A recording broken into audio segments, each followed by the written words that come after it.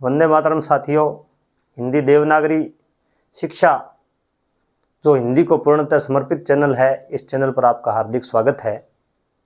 और जो अपन टॉपिक लेके चले हैं राजभाषा, राजभाषा टॉपिक है वो सार्वभौमिक है और ये जितनी भी प्रतियोगिता परीक्षाएं हैं उनमें सब में लगभग पूछा जाता है।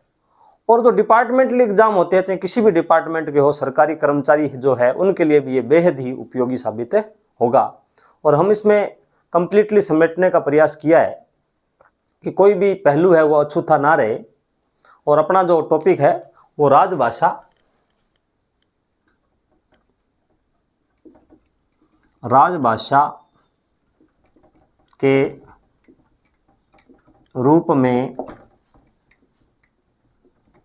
हिंदी की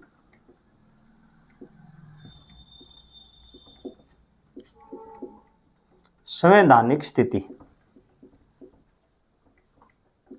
ये हमारा टॉपिक है। तो राजभाषा के रूप में हिंदी की संवैधानिक स्थिति, तो इसके बारे में जो पिछले वीडियो में अपन ने पढ़ा था कि राष्ट्रभाषा किसे कहते हैं, वो लगभग अपने अध्ययन कर लिया था। उसके अंतर्गत अनुच्छेद के ऊपर सीधी बात आई तो थोड़ा सा रिवीजन उसका अपन कर सकते हैं कि भाग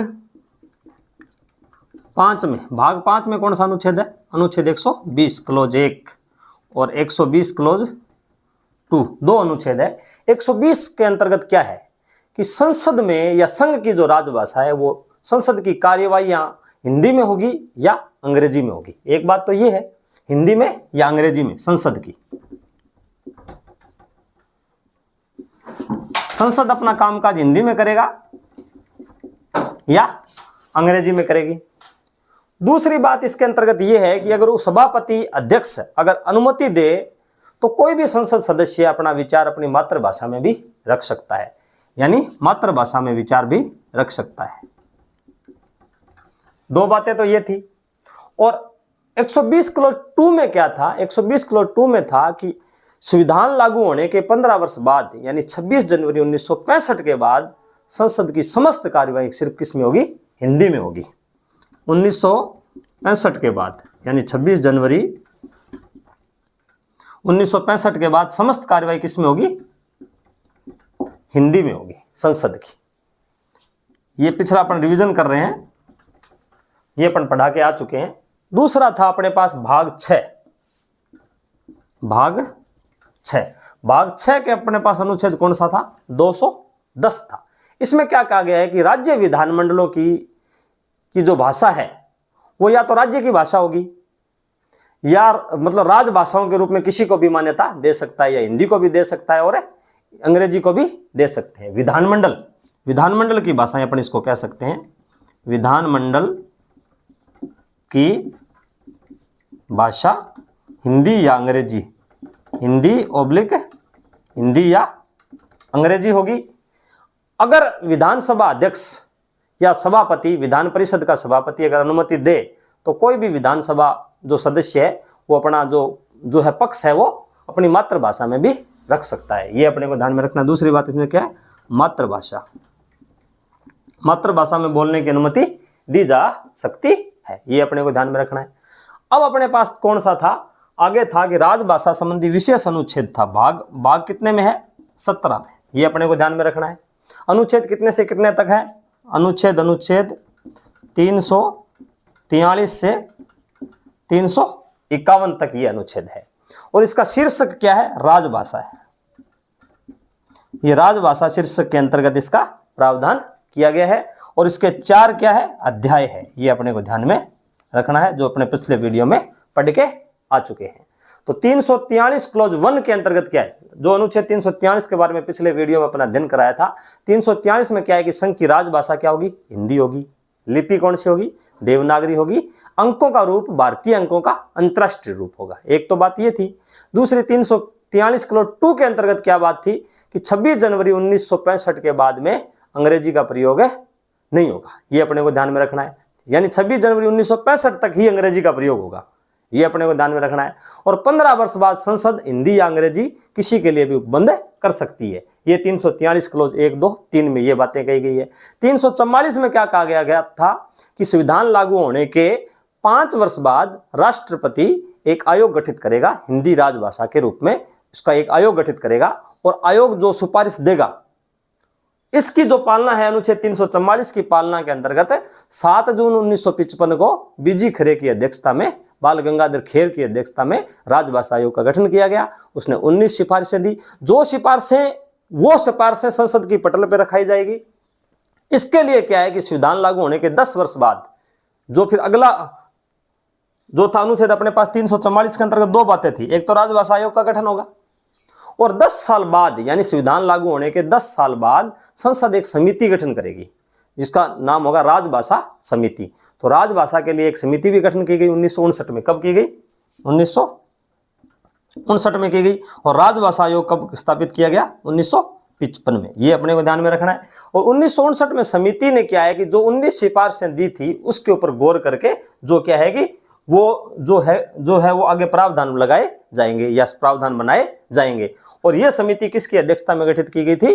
तत्कालीन गृह मंत्री गोविंद वल्लभ पंत की अध्यक्षता में गठित की गई थी। और पंत एक साहित्यकार भी थे। ये अपने को ध्यान में रखना है। अनुच्छेद 345, अब बात आती है अनुच्छेद 345, 346 और अनुच्छेद 347। ये किससे संबंधित है? ये तीनों अनुच्छेद राज्यों की भाषा से संबंधित है।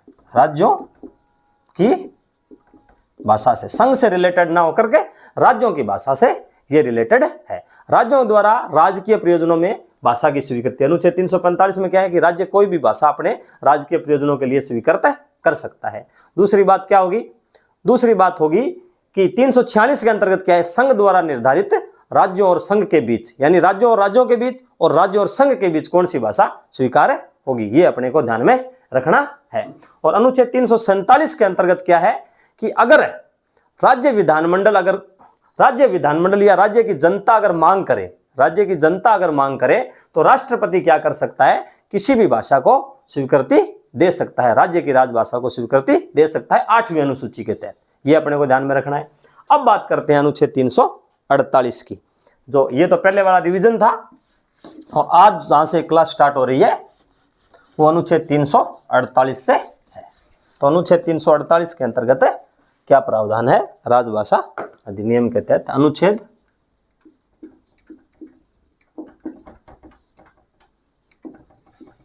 348, ये अपने को ध्यान में रखना है। तो अनुच्छेद 348 के अंतर्गत क्या प्रावधान है कि संसद उपबंध ना करे।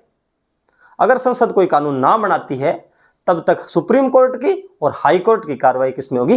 अंग्रेजी में होगी। ये अपने को ध्यान में रखना है। क्या बात निकल के आती है? सबसे पहले इसके अंतर्गत अगर संसद कोई उपबंध ना बनाती है तब तक सुप्रीम कोर्ट की कार्रवाई और हाई कोर्ट की कार्रवाई किसके अंतर्गत होगी? अंग्रेजी में होगी। तो इस अनुच्छेद 348 के अंतर्गत क्या है? जब तक संसद उपबंध यानी कोई कानून ना बनाए, उपबंध ना करे तब तक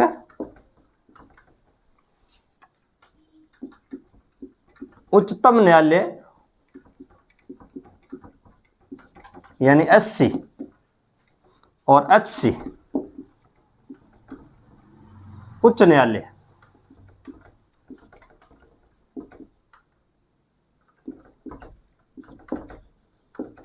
कार्रवाई किस में होगी? अंग्रेजी में होगी। और आज भी अंग्रेजी में हो रही है। ये अपने को ध्यान में रखना है कि 348 के अंतर्गत क्या है कि जब तक संसद कोई कानून ना बनाए तब तक क्या है कि हाई कोर्ट और सुप्रीम कोर्ट की भाषा क्या होगी? अंग्रेजी होगी। अपन सीधी सीधी भाषा में इसको बात कर सकते हैं कि एचसी और एससी की भाषा अंग्रेजी होगी। शॉर्टकट में अगर इसको याद करें तो अनुच्छेद 348 के अंतर्गत क्या बात है? पूरी बात तो यह है कि जब तक संसद कानून ना बनाती है तब तक हाई कोर्ट और सुप्रीम कोर्ट की समस्त कार्रवाई किस में होगी? अंग्रेजी में होगी। ये अपने को ध्यान में रखना है। अगला क्या है? इसी के अंतर्गत कई प्रावधान है। उसके बाद एक प्रावधान और है कि संसद संसद और राज्य विधानमंडल विधेयक व संशोधन किस में होंगे? अंग्रेजी में। कोई भी विधेयक अगर राज्य विधानसभा में रखा जाता है, कोई भी विधेयक अगर संसद में रखा जाता है तो उस विधेयकों की भाषा क्या होगी? अंग्रेजी में होगी। तो इसके अंतर्गत क्या है? संसद और राज्य विधानमंडल की संसद और राज्य विधानमंडल की जो विधेयक और संशोधन है वो किस में होंगे? अंग्रेजी में होंगे। विधानमंडल के विधेयक व संशोधन अंग्रेजी में, ये अपने को ध्यान में रखना है। अनुच्छेद 348 के अंतर्गत क्या है कि संसद और राज्य विधानमंडल में अगर कोई भी विधेयक रखा जाता है या कानून का कोई भी संशोधन किया जाता है तो उसकी भाषा क्या होगी? अंग्रेजी होगी। ये अपने को ध्यान में रखना है। अब जो अगला है उसके अंतर्गत क्या है? इसी के अंतर्गत ख के अंतर्गत क्या है? ख के अंतर्गत यह है कि संसद और राज्य विधानमंडल में पारित अधिनियम, अगर कोई अधिनियम पारित करते हैं, संसद कोई अधिनियम पारित करती है, राज्य विधानमंडल कोई अधिनियम पारित करते हैं, तो वो किस में पारित करेंगे? अंग्रेजी में करेंगे। अगर राष्ट्रपति कोई अध्यादेश जारी करता है और राज्यपाल कोई अध्यादेश जारी करता है तो उसकी भाषा भी क्या होगी? अंग्रेजी होगी। तो अपन सीधे शब्दों में कह सकते हैं संसद विधानमंडल के पारित विधेयक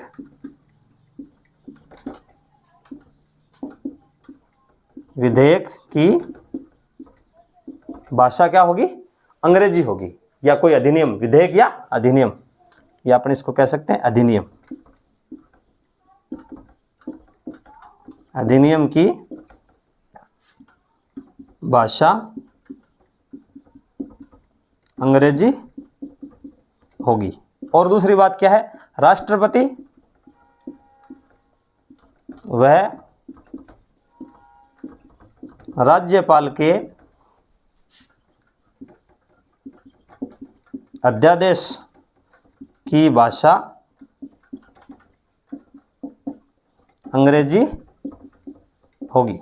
तो राष्ट्रपति अगर जब संसद का स्तर नहीं चल रहा है तो यह राष्ट्रपति को अधिकार हो सकता है कि वो एक अध्यादेश जारी कर सकता है। किस अनुच्छेद के तहत? अध्यादेश की अगर बात करें, अध्यादेश, तो अनुच्छेद 123 के तहत राष्ट्रपति अध्यादेश जारी कर सकता है। ये अपने को ध्यान में रखना है। अगर संसद का कार्य नहीं चल रहा है तो उस समय क्या है कि राष्ट्रपति अध्यादेश किस में जारी कर सकता है? अनुच्छेद 123 के तहत अध्यादेश जारी कर सकता है। ये अपने को ध्यान में रखना है।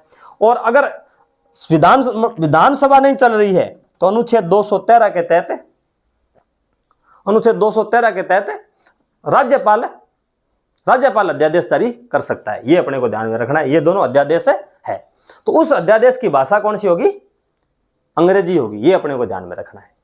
तो अगर ये बात इसको समझने का प्रयास करें कि अगर कोई नियम बनाती है, यानी संसद कोई नियम बनाती है, कानून बनाती है, राज्य विधानमंडल कोई कानून बनाते हैं, तो उसकी भाषा क्या होगी? अंग्रेजी होगी। अगर संसद और राज्य विधानमंडल का कार्य नहीं चल रहा है या फिर उसकी जो है वो सत्र नहीं चल रहा है और कोई विशेष कानून लेके आना है तो राष्ट्रपति क्या कर सकता है? अध्यादेश जारी कर सकते हैं अनुच्छेद 123 के तहत, और राज्यपाल अध्यादेश जारी कर सकते हैं अनुच्छेद 213 के तहत। उस अध्यादेश की भाषा भी क्या होगी? अंग्रेजी होगी। ये अपने को ध्यान में रखना है। अब इसके अंतर्गत क्या है कि संसद और विधानमंडल के आदेश, नियम, विनियम, उपविधियां सब किस में होगी? अंग्रेजी में होगी। ग के अंदर क्या होगी? संसद वह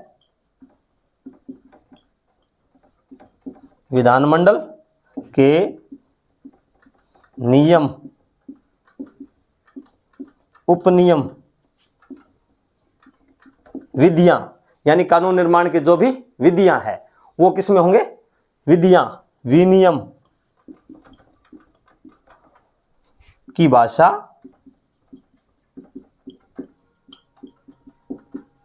अंग्रेजी होगी। ये अपने को ध्यान में रखना है।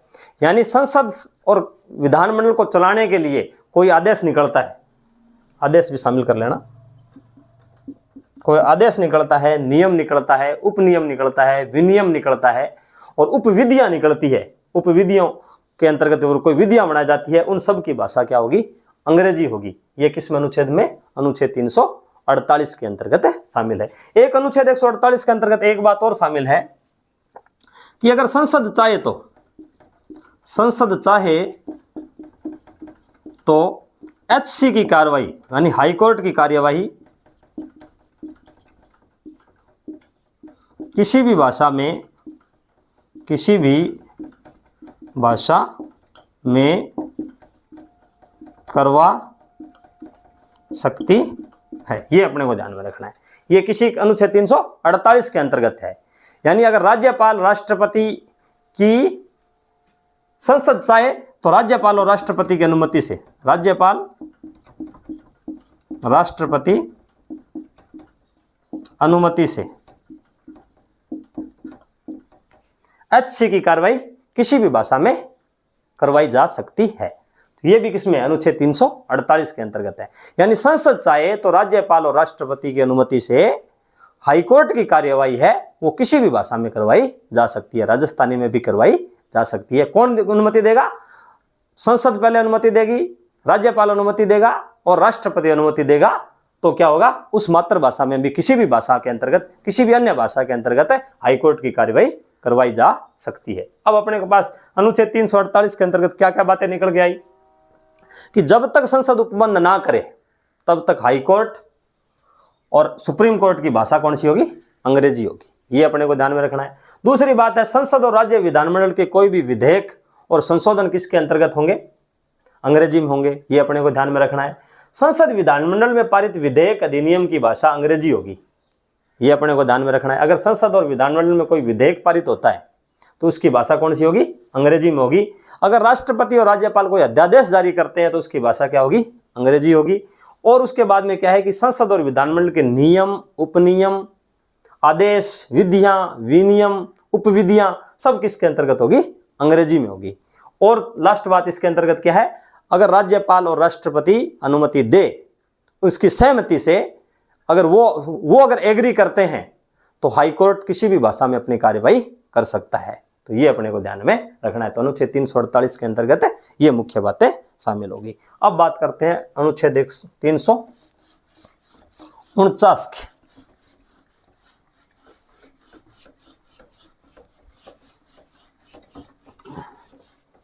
अनुच्छेद 349 के अंतर्गत क्या प्रावधान है, ये बात करते हैं अनुच्छेद 349 की। अनुच्छेद 349 के अंतर्गत क्या है कि संसद राजभाषा संबंधी विधेयक या कोई संशोधन लेके आती है। इसको मोटे मोटे इस बात को समझने का प्रयास करें। अगर संसद है राजभाषा संबंधी कोई विधेयक लाती है या कोई संशोधन लेके आती है तो उससे पहले उसको राष्ट्रपति से अनुमति लेनी पड़ेगी। एक बात तो यह ध्यान रखना है कि अगर संसद राजभाषा से संबंधित कोई भी उपबंध या संशोधन लेके आती है तो उससे पहले अनुमति किससे लेंगे? राष्ट्रपति से लेंगे। और राष्ट्रपति भी क्या करेगा? अनुमति देने से पहले राजभाषा आयोग की सिफारिशों पर गौर करेगा कि राजभाषा आयोग ने क्या सिफारिशें दी थी, उसको मद्देनजर रखते हुए वो क्या है कि राष्ट्रपति उसको अनुमति देगा। इस बात को समझने का प्रयास करें कि अगर संसद राजभाषा से संबंधित कोई विधेयक लाती है या कोई संशोधन लाती है तो उस संशोधन से पहले राष्ट्रपति से अनुमति ली जाएगी। राष्ट्रपति भी अनुमति देगा, उससे पहले वो राजभाषा आयोग ने जो सिफारिश दी थी उस पर गौर करेगा। ये अपने को ध्यान में रखना है। तो इसमें 349 के अंतर्गत क्या क्या बातें निकल के आती है? संसद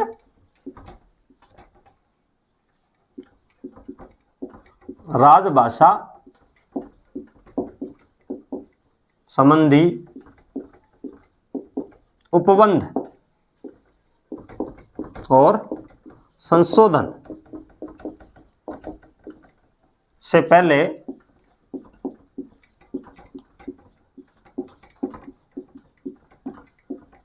राष्ट्रपति से अनुमति लेगी। यानी राजभाषा से संबंधित अगर कोई भी संशोधन संसद करती है तो उससे पहले अनुमति किससे ली जाएगी? राष्ट्रपति से ली जाएगी। और राष्ट्रपति भी अनुमति देने से पहले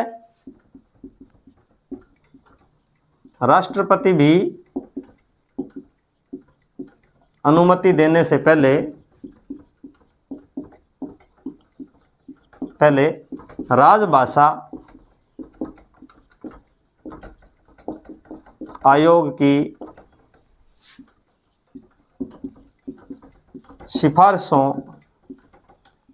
सिफारिशों पर गौर करेंगे। इस बात को मद्देनजर रखेंगे कि राजभाषा आयोग ने क्या सिफारिशें दी है। तो दो बातें इसके अंतर्गत है। अगर कोई संसद राजभाषा से संबंधित कोई नियम, संशोधन या उपबंध लेकर आती है तो वो अनुमति किससे लेगी? राष्ट्रपति से लेगी। और राष्ट्रपति भी इस बात का ख्याल रखेगा कि वो अनुमति देगा, उससे पहले राजभाषा है उसको मद्देनजर रखते हुए वो अपनी अनुमति देगा। तो ये कौन से अनुच्छेद में है? अनुच्छेद 349 के अंतर्गत है। अब अनुच्छेद 350, अनुच्छेद 351 तक है। तो अनुच्छेद 350 के अंतर्गत है क्या बात है? सरकार द्वारा भाषाई अल्पसंख्यक, एक तो जातीय अल्पसंख्यक होता है जिसकी संख्या कम होती है, एक भाषाई अल्पसंख्यक होता है। जैसे संस्कृत 8% भाषाई अल्पसंख्यक की श्रेणी में आती है कि संस्कृत बोलने वाले बहुत कम है। सरकार द्वारा भाषाई अल्पसंख्यक वर्ग पर विशेष ध्यान दिया जाएगा। इसमें कौन सी बात है? अनुच्छेद 350 में अगर कोई भाषाई अल्पसंख्यक है तो सरकार उस पर विशेष ध्यान देगी। और राष्ट्रपति को भी यह अधिकार होगा कि वो उसके लिए स्पेशल अधिकारियों की नियुक्ति कर सकती है, विशेष अधिकारियों की नियुक्ति भी की जा सकती है। और तीसरी बात यह है कि भाषाई अल्पसंख्यक जो व्यक्ति है या जो बच्चे हैं उनकी शिक्षा उनकी मातृभाषा में होगी। ये अपने को ध्यान में रखना।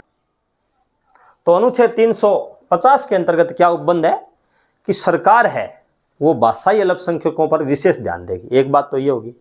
दूसरी बात ये होगी कि राष्ट्रपति भाषाई अल्पसंख्यकों के लिए विशेष अधिकारी की नियुक्ति भी कर सकेगा।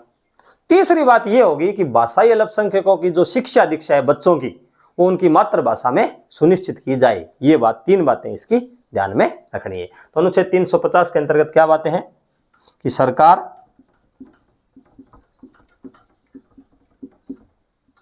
भाषाई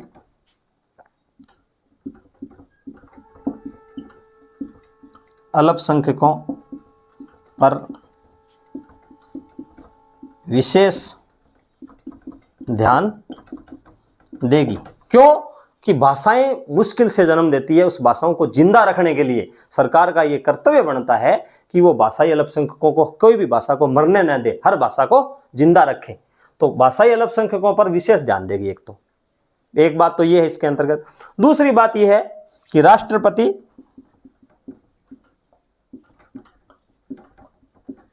विशेष अधिकारी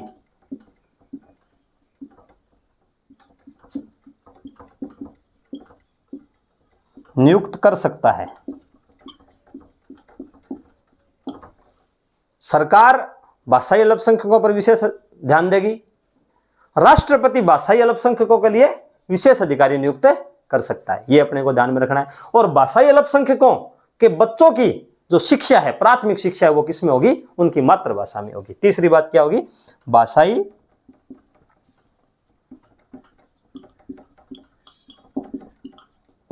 अल्पसंख्यक बच्चों की शिक्षा या प्राथमिक शिक्षा अपन कह सकते हैं, प्राथमिक शिक्षा उनकी मातृभाषा में होगी, मातृभाषा में होगी।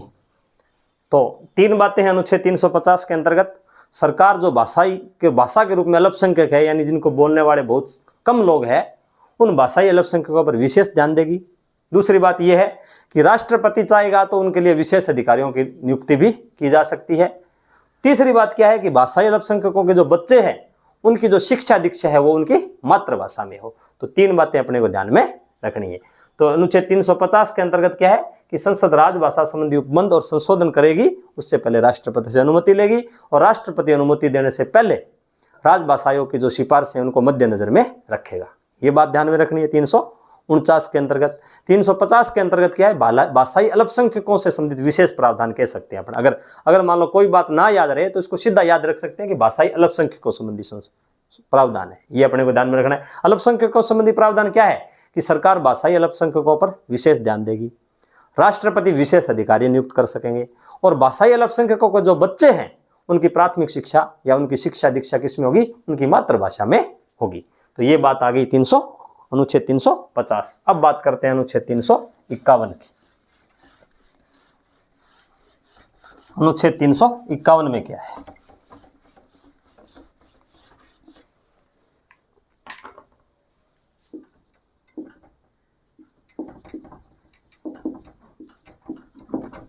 अनुच्छेद 351 के अंतर्गत क्या है? 351 के अंतर्गत क्या है कि संघ राजभाषा का प्रचार प्रसार, हिंदी का प्रचार प्रसार है। मैं मोटी बात अगर एक शब्द में याद रखना है तो हिंदी का प्रचार प्रसार, राजभाषा का प्रचार प्रसार। संघ राजभाषा का प्रचार प्रसार, विकास, शब्द भंडार में वृद्धि, शब्द ग्रहण की क्षमता विकसित करेगी और राजभाषा की समृद्धि को सुनिश्चित करेगी, यानी अधिक से अधिक वो समृद्ध भाषा बने। तो राजभाषा के प्रचार प्रसार, उसका उन्नति, उसकी वैज्ञानिक जो है पद्धति, उसके लिए जो क्या करेगी, विशेष प्रयास करेगी। ये बातें किसके अंतर्गत है, अनुच्छेद 351 में है। तो प्रचार प्रसार, सरकार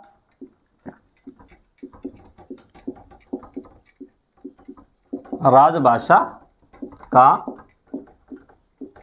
प्रचार प्रसार करेगी। एक तो ये ध्यान रखना है, प्रचार प्रसार है करेगी, विकास करेगी, शब्द भंडार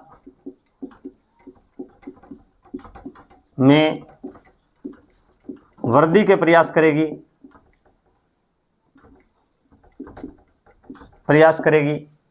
वैज्ञानिक शब्दावली को मतलब करेगी, शब्दों की ग्रहण करने की क्षमता बढ़ाएगी, शब्द ग्रहण की क्षमता में वृद्धि करेगी, प्रचार प्रसार करेगी, विकास करेगी, शब्द भंडार में वृद्धि करेगी, शब्द ग्रहण क्षमता में विकास करेगी और राजभाषा की समृद्धि सुनिश्चित करेगी। राजभाषा की समृद्धि सुनिश्चित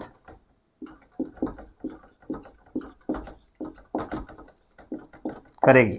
तो ये सरकार का कर्तव्य है कि वो हिंदी का प्रचार प्रसार करे, राजभाषा हिंदी है, हिंदी का प्रचार प्रसार करे, विकास करे, शब्द भंडारों को ग्रहण करने की क्षमता विकसित करे और शब्द भंडार में वृद्धि करे और राजभाषा की समृद्धि, यानी वो उच्च कोटि की भाषा बने, ऐसा वो सारा का सारा प्रयास करेगी। तो एक शब्दों में कहे तो विकास और प्रसार का जो कार्य है वो अनुच्छेद 351 में ये सरकार का कर्तव्य है कि वो हिंदी का विकास करे, राजभाषा का विकास करे। तो ये अनुच्छेद 351 तक हो गए, यानी कि राजभाषा संबंधित जो प्रावधान थे वो अपने सारे के सारे सम्मिलित कर लिए हैं।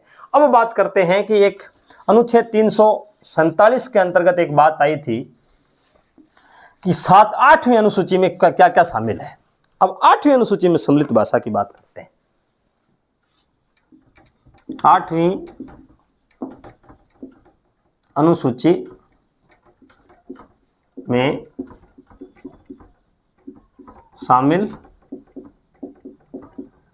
भाषाएं इंपॉर्टेंट है, कई बार क्वेश्चन पूछा जाता है कि 8वीं अनुसूची के अंतर्गत क्या प्रावधान है, तो ये अपने को ध्यान में रखना है। तो 8वीं अनुसूची के अंतर्गत भाषाओं का प्रावधान कब से स्टार्ट किया गया। राजभाषा हिंदी को स्वीकार किया गया था 14 सितंबर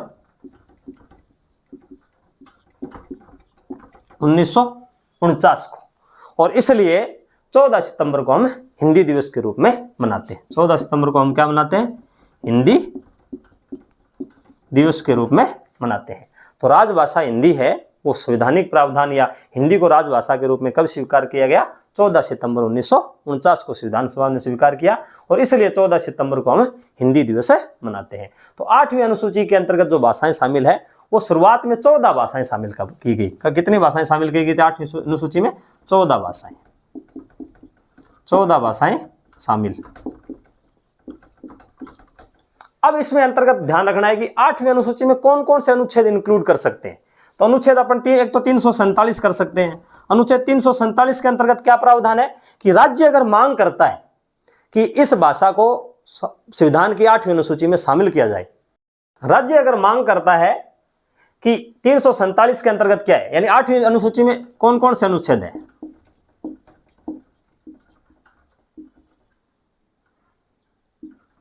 अनुसूची में कौन कौन से अनुच्छेद हैं। एक तो अनुच्छेद 347 है, यानी राज्य अगर मांग करता है राष्ट्रपति से, तो राष्ट्रपति 8वीं अनुसूची में शामिल करने के लिए किसी भी भाषा के लिए अनुमति दे सकता है। यह अनुच्छेद 347 में। तो 8वीं अनुसूची से रिलेटेड अनुच्छेद कौन सा हो गया, अनुच्छेद 347 हो गया। एक अनुच्छेद 344 भी 8वीं अनुसूची से रिलेटेड है। 44 क्लोज 1, 344 क्लोज 1 में क्या है कि सरकार है वो संघ है वो राजभाषा आयोग बनाएगा, और क्या करेगा, 10 साल बाद भाषा से संबंधित समिति गठित होगी। तो ये अनुच्छेद भी 8वीं अनुसूची से रिलेटेड है। और एक अनुच्छेद 351 भी 8वीं अनुसूची से रिलेटेड है। 351 भी, यानी कि सरकार भाषाओं का प्रचार प्रसार करेगी, राजभाषा का प्रचार प्रसार करेगी, विकास करेगी, उसकी अभिवृद्धि के लिए प्रयास करेगी। जितने भी हिंदी विकास के जो कार्य है वो अनुच्छेद वो 8वीं अनुसूची से रिलेटेड है। अब अगर बात ये आ जाए कि कौन से अनुच्छेद, भारतीय संविधान के कौन से अनुच्छेद 8वीं अनुसूची से संबंधित है, तो 347 पूर्णतः है, 351 भी है और 344 क्लोज 1 भी है। ये तीनों अनुच्छेद 8वीं अनुसूची से रिलेटेड है, ये अपने को ध्यान में रखना है। अब 14 सितंबर 1949 को हिंदी दिवस मनाया जाता है। 14 भाषाएं शामिल करके, कितनी भाषाएं शामिल की गई थी, 14 भाषाएं शामिल की गई थी। अब उन 14 के नाम याद रखते हैं। तो सबसे पहले देखो, दक्षिणी भारत की चारों भाषाएं, तमिल, तेलुगु,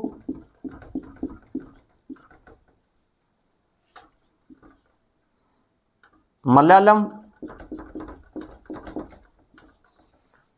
तमिल, तेलुगु, मलयालम, ये जो मतलब चारों भाषाएं हैं, और कन्नड़ चौथी हो जाएगी, कन्नड़।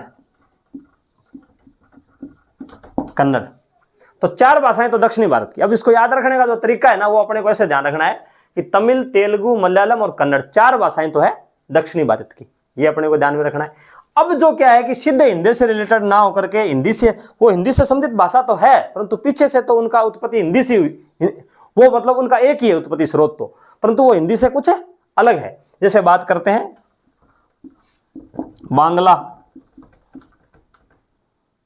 छठी बात करेंगे असमिया,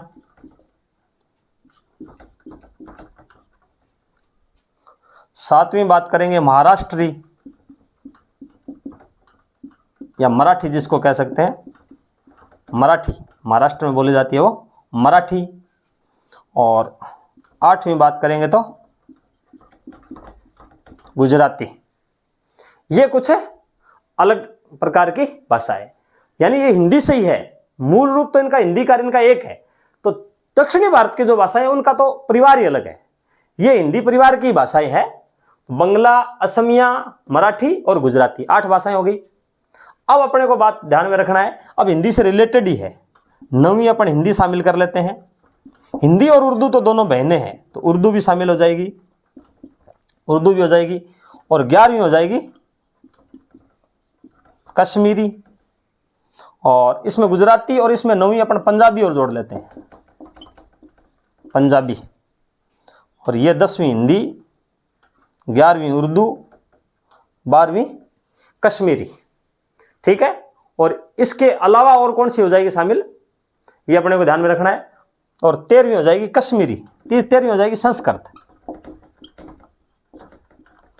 अब 14वीं भाषा के रूप में अपने पास कौन सी भाषा बच गई, ये अपने को ध्यान में रखना है कि तमिल, तेलुगु, मलयालम, कन्नड़, बंगला, असमिया, मराठी, गुजराती, पंजाबी, हिंदी, उर्दू, कश्मीरी, संस्कृत, और अपने पास एक बच गई उड़िया, एक बच गई उड़िया। तो ये अपने को ध्यान में रखना है कि 14 भाषाएं शुरुआत में 14 सितंबर 1949 यानी मूल संविधान में शामिल की गई, ये अपने को ध्यान में रखना है। तो कौन कौन सी भाषाएं होगी, 4 तो दक्षिणी भारत की, तमिल, तेलुगु, मलयालम और कन्नड़। उसके बाद हिंदी से रिलेटेड है, जैसे बंगला, असमिया, मराठी, गुजराती, पंजाबी और उड़िया। और उसके बाद में संस्कृत से हिंदी निकली है, तो संस्कृत, हिंदी, उर्दू और कश्मीरी। ये अपने 14 भाषाएं तो मूल संविधान के अंतर्गत शामिल थी। अब अलग अलग संविधान संशोधन हुए और अलग और भाषाओं को भी शामिल किया गया। तो सबसे पहले है वो संविधान संशोधन के तहत सिंधी को शामिल किया गया। 15वीं भाषा के रूप में किसको शामिल किया गया, 15वीं सिंधी को शामिल किया गया, ये अपने को ध्यान में रखना है। सिंधी भाषा को कब शामिल किया गया,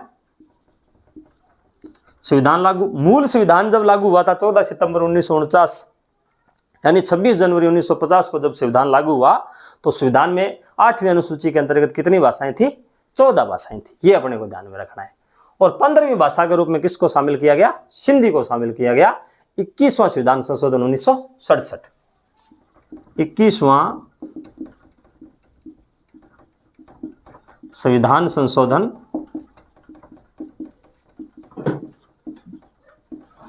1967 1967, ये अपने को ध्यान में रखना है। तो 15वीं भाषा के रूप में किसको शामिल किया गया? सिंधी को शामिल किया गया। उसके बाद में 3 भाषाएं शामिल की जाती है, कोंकणी, मणिपुरी और नेपाली। उसके बाद में 3 भाषाएं शामिल की जाती है, 16वीं ग्रुप में कोंकणी, 17वीं मणिपुरी और 18वीं नेपाली। यानी मूल संविधान के अंतर्गत 14 भाषाएं थी। सबके अपने को नाम याद ध्यान में रखना है। 15वीं भाषा के रूप में सिंधी को शामिल कब किया गया?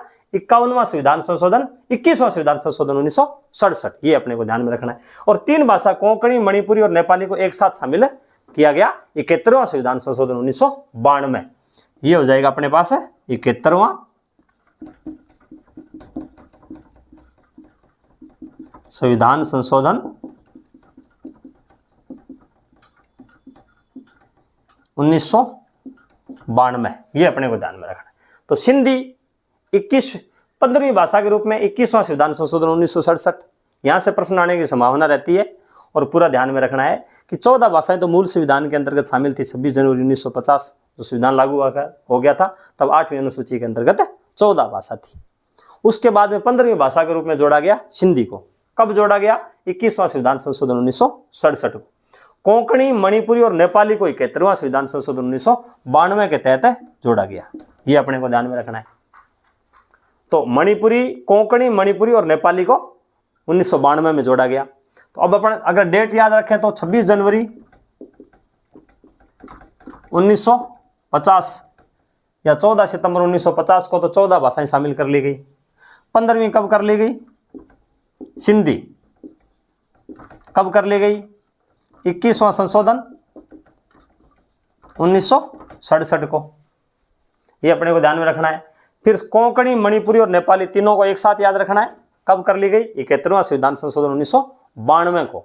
और फिर डोगरी, मैथिली और संथाली, बोडो, डोगरी, मैथिली और संथाली, फिर 4 भाषाओं को फिर शामिल किया गया। अगर 4 की बात करें, 19वीं बोडो,